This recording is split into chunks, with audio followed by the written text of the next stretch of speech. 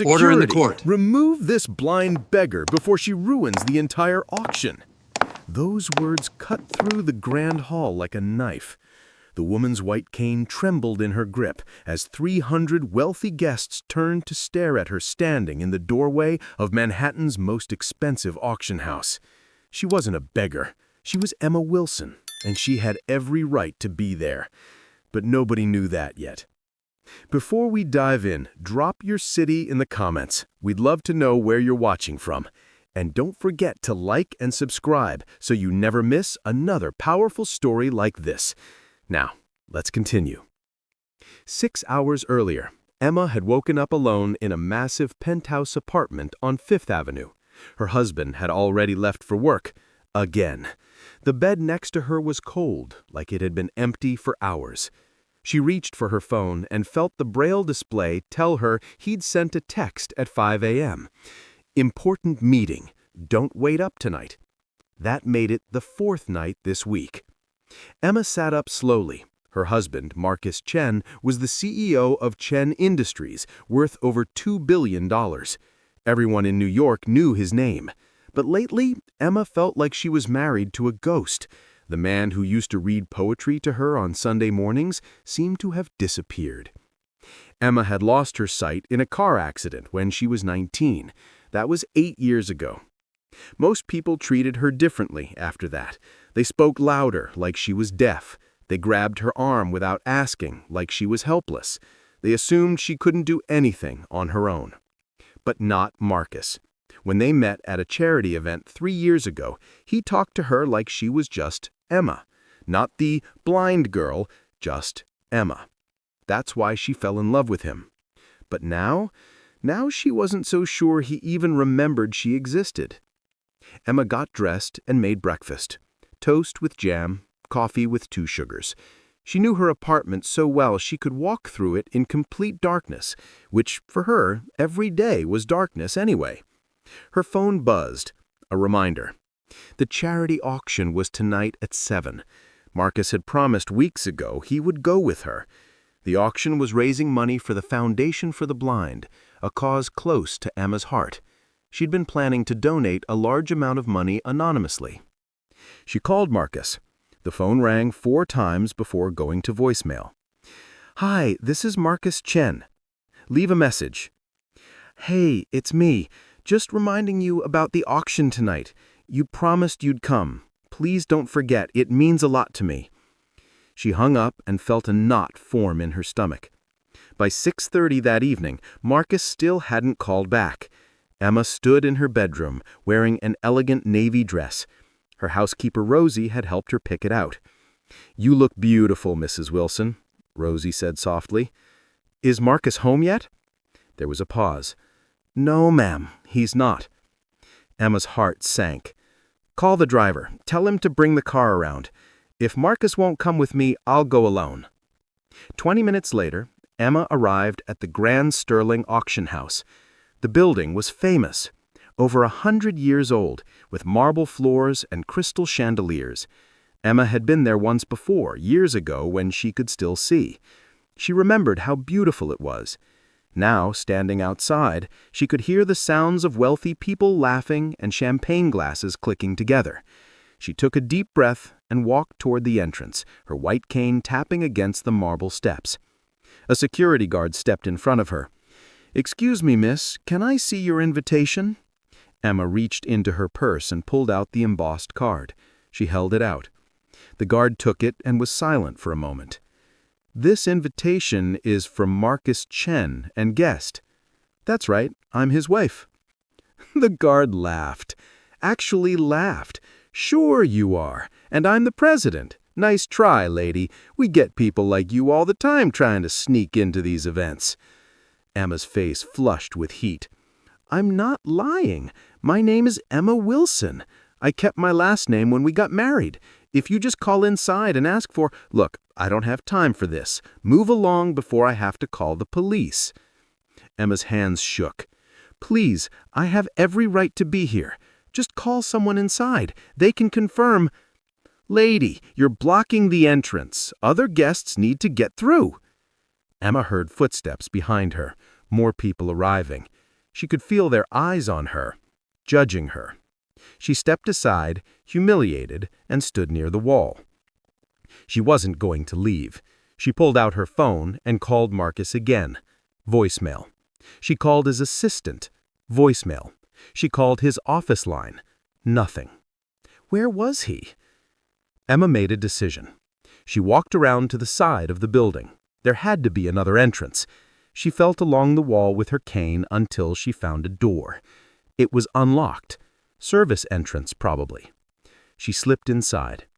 The sounds of the auction were louder now. She could hear an auctioneer's voice echoing through the halls. She followed it, her cane tapping softly. Nobody stopped her. She walked down a long hallway and found herself at the back of the main auction room. The space was huge. She could tell by how the sounds bounced off the walls. Hundreds of people were sitting in rows of chairs, all facing the stage where the auctioneer stood.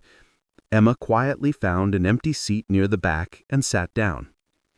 "And sold for $1.2 million to the gentleman in the front row," the auctioneer shouted. "Next up, we have a rare painting by Alexander Morgan, starting bid at $500,000. Emma sat quietly listening. She felt out of place. Everyone around her probably was wearing designer clothes and expensive jewelry. She was just sitting there in her navy dress, clutching her white cane. But she had as much right to be there as anyone else. She was about to donate $50,000 to the foundation, money she had saved from her own inheritance, left to her by her grandmother. Suddenly, someone tapped her shoulder. Emma turned. "Yes?" "Excuse me." It was a woman's voice, cold and sharp. "I think you're in the wrong place." "I have an invitation," Emma said quietly. "Do you? Because this is a very exclusive event. Tickets cost $10,000 each. I find it hard to believe someone like you could afford that." "Someone like her." Emma's throat tightened. "I'm here with my husband." "Oh, really? And where is this husband of yours?" Emma didn't answer. She didn't know.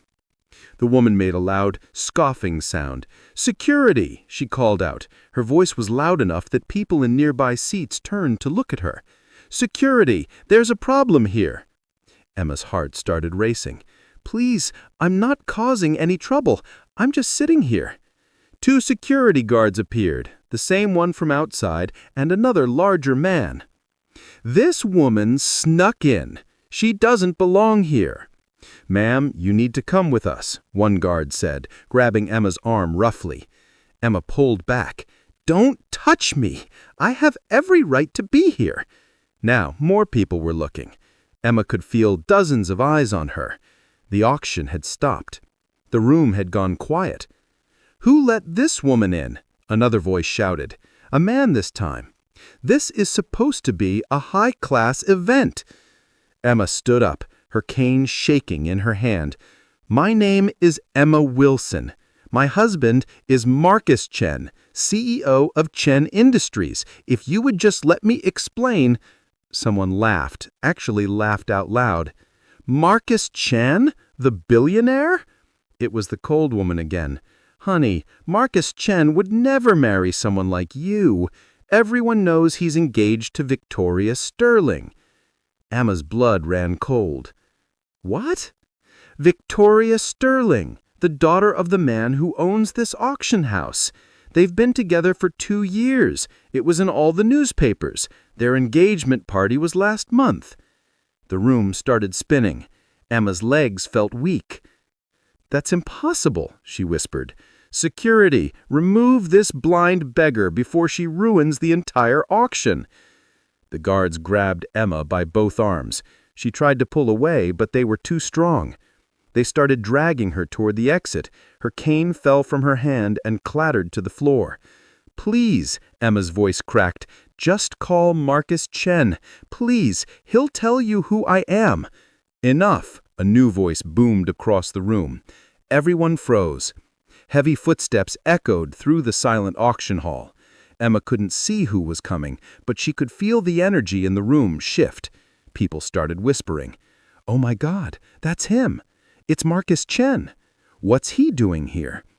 The guard's grips on Emma's arms loosened. She stood there, trembling, as the footsteps got closer. "Let her go," Marcus said. His voice was ice cold. The guards immediately released Emma. She nearly fell, but strong hands caught her. Marcus's hands. "Emma."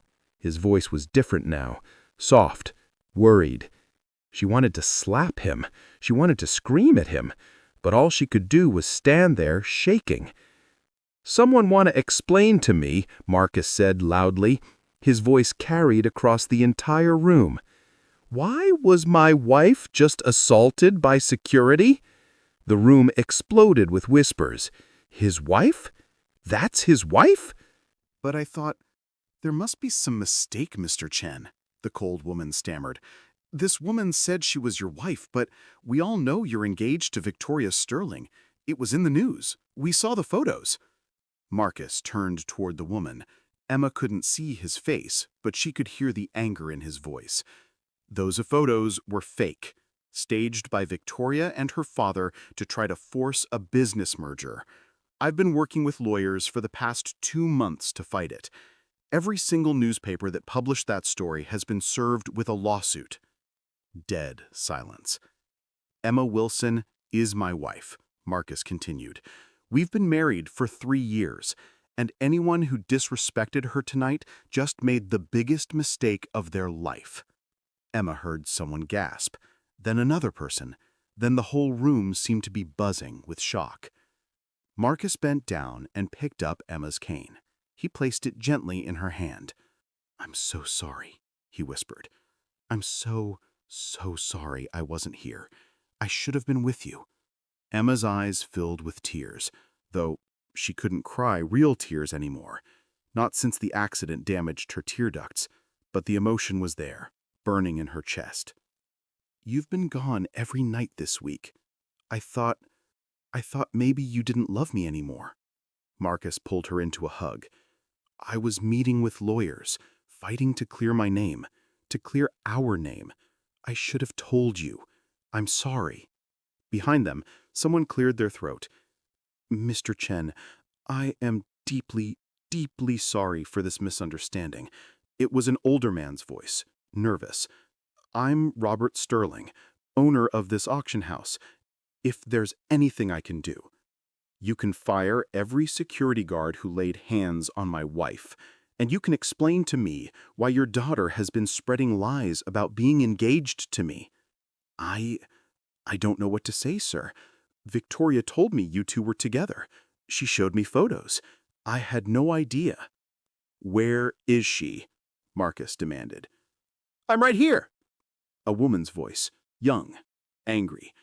Emma heard the click of high heels approaching. "Victoria," Marcus said, "you've gone too far." "Have I? You think you can just embarrass me like this, in front of everyone?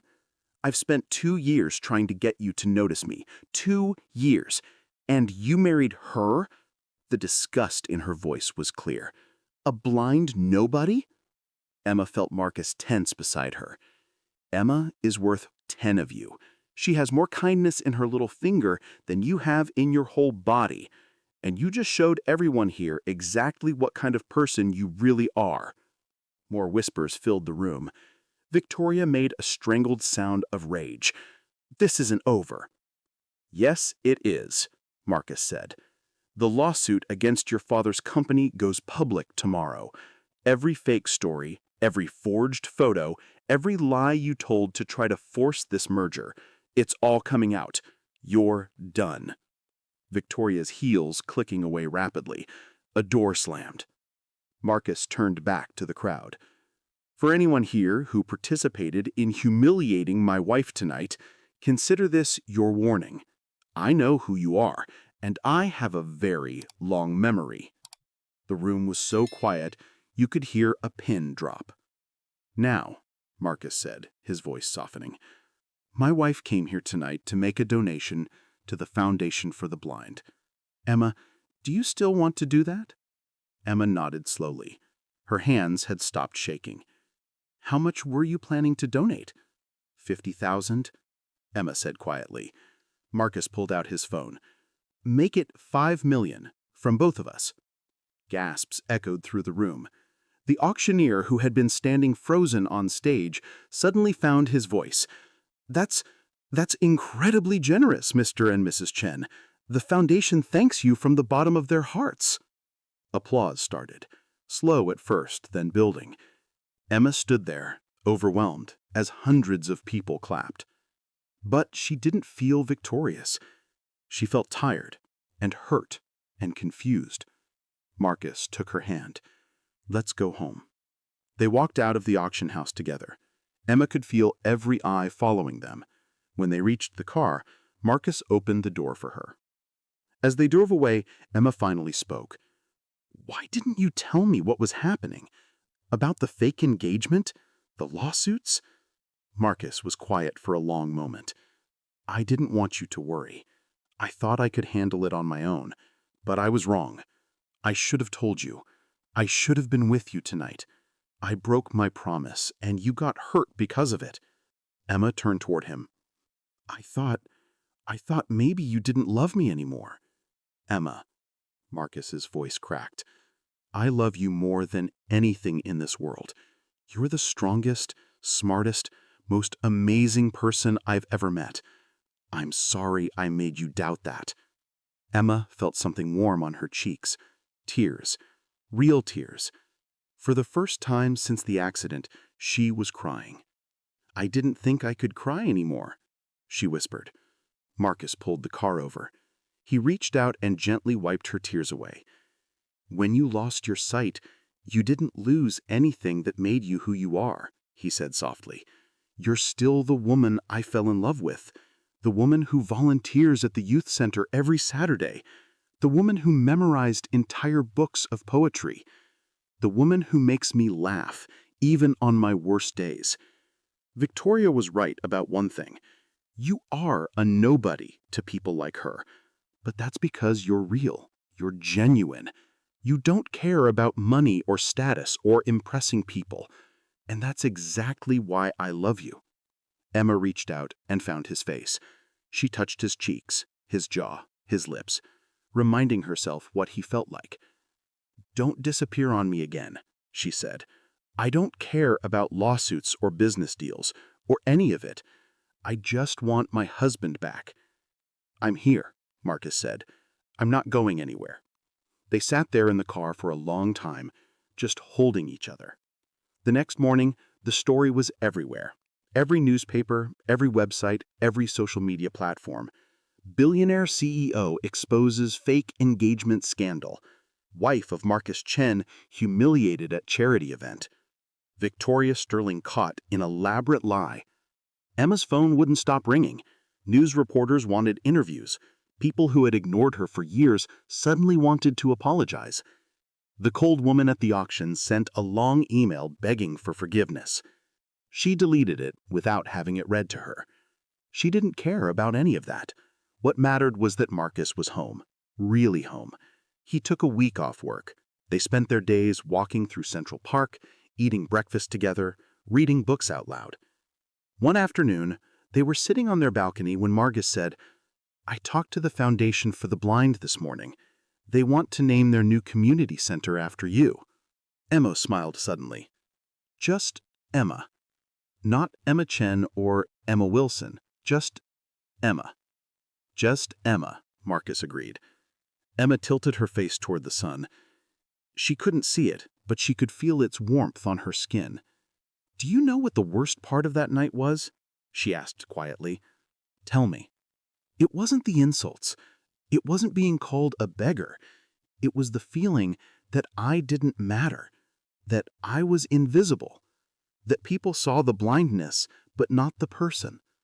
Marcus took her hand. "You matter. You always mattered, and anyone who can't see that is the one who's really blind." Emma squeezed his hand back. She thought about the cold woman at the auction, about Victoria, about the security guards, about everyone who had looked at her and seen only what she couldn't do. They were wrong. Being blind didn't make her weak. It didn't make her worthless. It didn't define her. She was Emma, a wife, a volunteer, a poetry lover, a fighter, a survivor. And she was done letting anyone make her feel small. So what do you think? Did Emma handle that situation the right way? Should Marcus have told her about the lawsuit drama earlier? And what should happen to Victoria and everyone else who humiliated Emma that night? Drop your thoughts in the comments below. And if stories like this hit you right in the heart, subscribe to our channel for more emotional, real-life inspired tales that'll make you feel something deep. Because everyone has a story worth telling. And remember, never judge someone by what you think they can't do. You might just be blind to everything they can.